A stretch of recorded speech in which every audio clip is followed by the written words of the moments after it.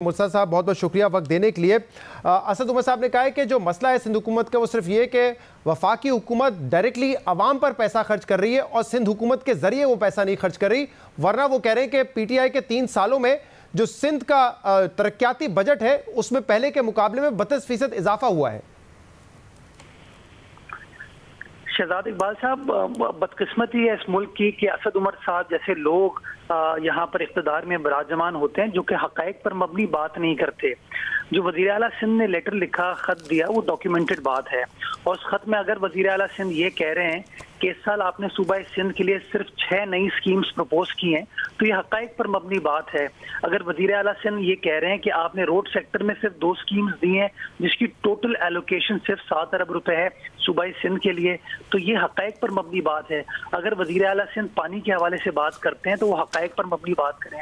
अब बजाय इसके कि असद उमर साहब इन हक़ाइक़ को झुटलाएं by way of documentary evidence, वो इस तरह की बात करते हैं जो कि अगेन इल्ज़ाम तराशी पर मबनी है। अगर मैं इल्ज़ाम लगाना चाहूँ तो बहुत सारे इल्ज़ामात असद उमर साहब की ज़ात के ऊपर लग सकते हैं, उनके बारे में लग सकते हैं, लेकिन मैं समझता हूँ ये अनफॉर्चुनेट चीज़ है।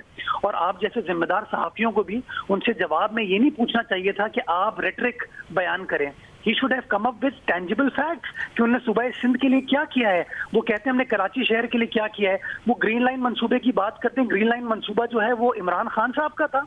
वो तो इमरान खान साहब की हुकूमत से पहले नवाज शरीफ साहब की हुकूमत ने, शायद खान अब्बासी साहब ने उस मंसूबे को स्टार्ट किया था। असद साहब से जो हमने बात की, मुर्तज़ा साहब उन्होंने कहा है कि मेरे पास इस वक्त नंबर्स नहीं, लेकिन कल मीटिंग में सारे नंबर प्रेजेंट करूंगा। ये सवालात हमने उनसे किए कि 32% अगर आप कह रहे हैं इजाफा हुआ, नंबर्स क्या है। दूसरा एक और भी जवाब दे दीजिएगा मुर्तज़ा साहब। जी, एक मिनट जी।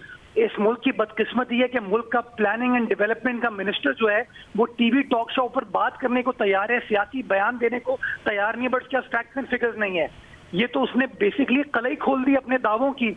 इस हुकूमत का मसला यही है कि इनके पास फैक्ट्स एंड फिगर्स होते नहीं है। उन्होंने ये भी कहा है, जो बात की है मुर्तज़ा साहब, उन्होंने ये भी कहा है कि इस साल, इस रवा साल जो एलोकेशन की गई थी सिंध के लिए तरक्याती बजट से, वो पंजाब से ज्यादा है। हमने उनसे पूछा नंबर क्या है, उन्होंने कहा कल वो नंबर भी बता देंगे, लेकिन एलोकेशन भी ज्यादा है, यूटिलाइजेशन कितनी है वो भी बता दी जाएगी। वो तमाम चीजें, ऐसा कीजिए कल एक प्रोग्राम रख लीजिए, आप उनके साथ हमें बिठा दीजिए, मैं आपको डॉक्यूमेंट्री एविडेंस प्रूफ करता हूँ कि कितने उन्होंने पैसे खर्च किए हैं। आप जरा मवाजना कीजिए पंजाब की स्कीमों का, खैबर पख्तूनख्वा की स्कीमों का, बलूचिस्तान की स्कीमों का, सूबा सिंध की स्कीमों के साथ। हमें खुशी है कि पंजाब में वो डेवलपमेंट करने की कोशिश कर रहे हैं, हमें खुशी है कि वो खैबर पख्तूनख्वा में डेवलपमेंट करने की कोशिश कर रहे हैं, लेकिन इसका मतलब ये नहीं है कि आप सूबा सिंध को उसका हक ना दें। सूबा सिंध पाकिस्तान का 70% रेवेन्यू जनरेट करके देता है, और ये बदकिस्मती है कि इनके दौरे हुकूमत में सूबा सिंध को ना वो फाइनेंशियल एलोकेशन मिली, ना हमारे गैस के ज़खायर सही तरीके से हमें मिले, और ना इस वक्त ये हमको पानी दे रहे हैं। जब इनसे कोई सवाल पूछते हैं ये हमेशा वो माजी के बयानबाजी के ऊपर चले जाते हैं, रेटरिक पर चले जाते हैं। मैं समझता हूँ पीएनडी का जो वजीर होता है ना, उसको सियासी बयानबाजी से गुरेज करना चाहिए। अच्छा, एक और जो एतराज था एसआईडीसी के हवाले से, सिंध इंफ्रास्ट्रक्चर डेवलपमेंट कंपनी के जरिए जो पैसा खर्च हो रहा है सिंध में, उस पर जो एतराज था उस पर भी हमने बात की। वो कह रहे हैं कि प्लानिंग एंड डेवलपमेंट डिवीजन ने 10 अरब रुपए सिंध के लिए रखे, बाकी सूबों के लिए नहीं रखे, और वो साफ कह रहे हैं कि हमें ट्रस्ट नहीं है, उनको लगता है कि पैसा करप्शन की नजर हो जाएगा, इसलिए पैसा सिंध हुकूमत के जरिए नहीं, हम एसआईडीसी के जरिए ही खर्च करेंगे। शहजाद इकबाल साहब, मैं आपके सामने एक हकीकत रखता हूँ, प्लीज आप उसको इन्वेस्टिगेट कीजिएगा। ये जो ईमानदारी का भाषण देते हैं ना, इनसे पूछिएगा कि 2018 में कराची के लिए फायर टेंडर्स के लिए आप लोगों ने 2 अरब रुपए खर्च कर दिए थे। वो फायर टेंडर आने में आपको 2.5 साल क्यों लगे? कौन उन ठेकों में इन्वॉल्व था? ये ग्रीन लाइन के जो अभी सेटअप के ऊपर, बसों के ऊपर जो झगड़ा चल रहा है, उसमें कौन कौन ठेकेदार मुलव्विस है, जरा पूछिएगा इनसे। जो ग्रीन लाइन के इंफ्रास्ट्रक्चर ने नाज़माबाद की आपकी जो आर्टरी थी जिसके अंदर स्टॉर्म वाटर ड्रेन को चोक कर दिया, ब्लॉक कर दिया गया, वो किसकी गलती थी? ये लोग अपना कोई काम नहीं कर पाए। और शहजाद से मुझे अफसोस होता है, जिम्मेदारी का मुजाहरा करते हैं, वो डॉक्यूमेंटेड बात करते हैं, वो कागजात पर मबनी बात करते हैं, वो इश्यूज उठाते हैं। इसी कागज और खत में ये लिखा हुआ है कि जो प्रोविंशियली एग्जीक्यूटेड प्रोजेक्ट्स थे वो 6 हैं, जो कि 27 से कम होकर 6 हो गए और 5 अरब रुपए मुख्तस किया गया। तो असद साहब कह रहे हैं कि यही मसला है कि ये सिर्फ बात कर रहे हैं उन मंसूबों की जो कि सिंध एग्जीक्यूट कर रहे हैं, बाकी ऐसे कई मंसूबे हैं जो वफाक ने एग्जीक्यूट कर रहे हैं, जिसमें वो कह रहे हैं ग्रीन लाइन के लिए 27 अरब रुपए रखे गए, और बल्कि वो कह रहे हैं कि पीएसडीपी से हम नाले भी साफ कर रहे हैं, गलियां भी साफ कर रहे हैं। शहजाद मैं आपके सामने सिर्फ कम्युनिकेशन डिवीजन की बात करता हूं कि पंजाब में 22 स्कीमें रखी गई हैं, खैबर पख्तूनख्वा और फाटा में 21 स्कीमें रखी गई हैं, बलूचिस्तान में 15 स्कीमें रखी गई हैं और सूबा सिंध में सिर्फ 2 स्कीमें रखी गई हैं। पंजाब की एलोकेशन 32 अरब है, खैबर पख्तूनख्वा फाटा की 41 अरब रुपए है, बलूचिस्तान की 24 अरब रुपए है और सूबा सिंध की एलोकेशन 7 अरब रुपए। आप मुझे बताइए क्या मजाक है सूबा सिंध के साथ?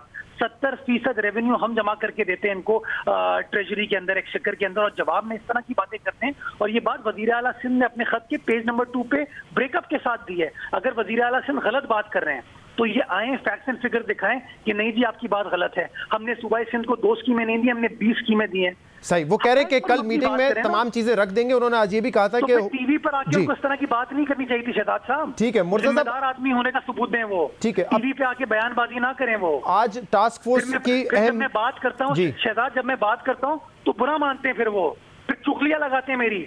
अच्छा ठीक है मुर्तज़ा साहब, ये कोरोना टास्क फोर्स की आज मीटिंग थी, अहम इकदाम लिए गए हैं और जो SOPs थे उसमें नरमी की गई है। अब ज़रा बताइएगा कि हुकूमत मुतमईन है, क्योंकि अभी भी जो कराची में रेट है पॉजिटिविटी का डबल फिगर में है, सिंध में 6% पर है। क्या अस्पतालों का दबाव देखते हुए वहाँ पे कितना प्रेशर है और पॉजिटिविटी रेट को देखते हुए आप कॉन्फिडेंट हैं कि मामला बिगड़ेंगे नहीं अगर हम SOPs में नरमी करने जा रहे हैं? तो शहजाद साहब, जब सख्ती सिंध हुकूमत ने की थी तो उस जमाने में 17% से लेकर 18% कराची का पॉजिटिविटी रेशो था, जो कि गिर के 12% पर आ गया है।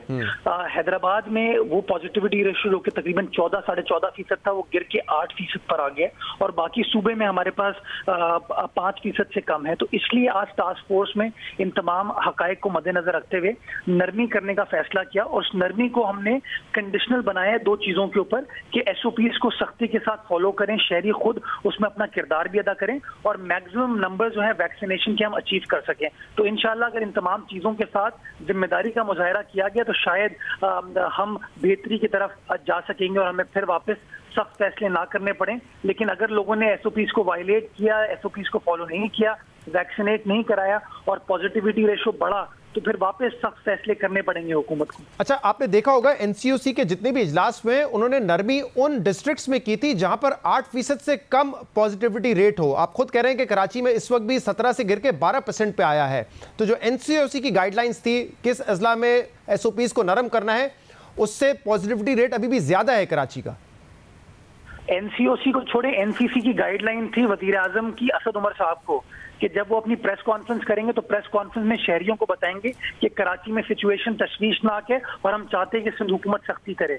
बट असद उमर साहब ने तो इतनी जिम्मेदारी का मुजाहरा नहीं किया कि अपनी प्रेस ब्रीफिंग में इस बात का तस्करा करते और इसके बरक्स जो PTI की लोकल यहाँ सिंध की क़यादत है उसने तो पता नहीं किस किस तरह के इल्जामात सिंध हुकूमत के ऊपर लगा दिए। तो प्लीज इस तरह की NCOC के NCC के तस्करे मेरे सामने ना करें। हम भी मीटिंग में बैठते हैं और देखते हैं किस तरीके से ये, लेकिन NCC एक इदारा, NCC में जब बैठते हैं तो उसमें वफाक के नुमाइंदे भी होते हैं, सूबाई नुमाइंदे भी होते हैं, तो वहां तो मिलजुल के फैसले होते हैं ना। ये नरमी करनी है किस डिस्ट्रिक्ट में, वहां पे तो ये कहा गया था ना कि 8% से कम होंगे।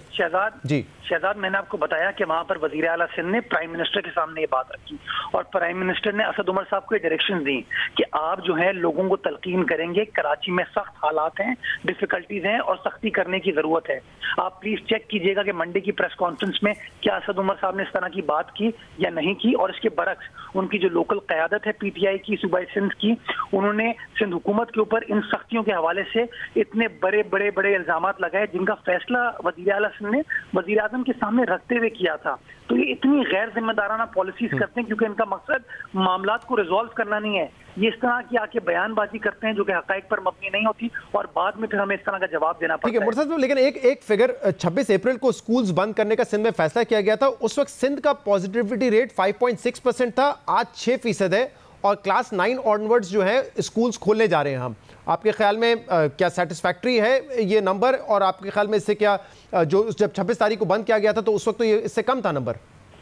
शहजाद, जो एक्सपर्ट्स हैं उनकी एडवाइस पर हम चलते हैं। उन एक्सपर्ट्स ने बताया कि क्लास 9th एंड अबव के लिए आप ये नरमी कर सकते हैं क्योंकि वो जो बच्चियां हैं वो इन SOPs को फॉलो कर सकते हैं, मास्क वगैरह पहन सकते हैं। तो इसलिए ये फैसला किया गया और अगेन इसकी बार बार हम रिव्यू करते रहेंगे। और ये जो फैसला किया गया था इसमें आपके सामने होगा कि वफाकी हुकूमत की भी डायरेक्शन थी कि उनका भी फैसला यही है कि इस तरीके से आपको स्कूलों को खोलने की तरफ जाना है। तो गालिबन शायद जुलाई के अंदर एग्जाम मुनक्किद किए जा रहे हैं क्लास 9th एंड अबव के लिए। तो इसलिए ये फैसला किया गया। क्लास 9 एंड बिलो के लिए फैसला नहीं किया गया। बहुत बहुत शुक्रिया।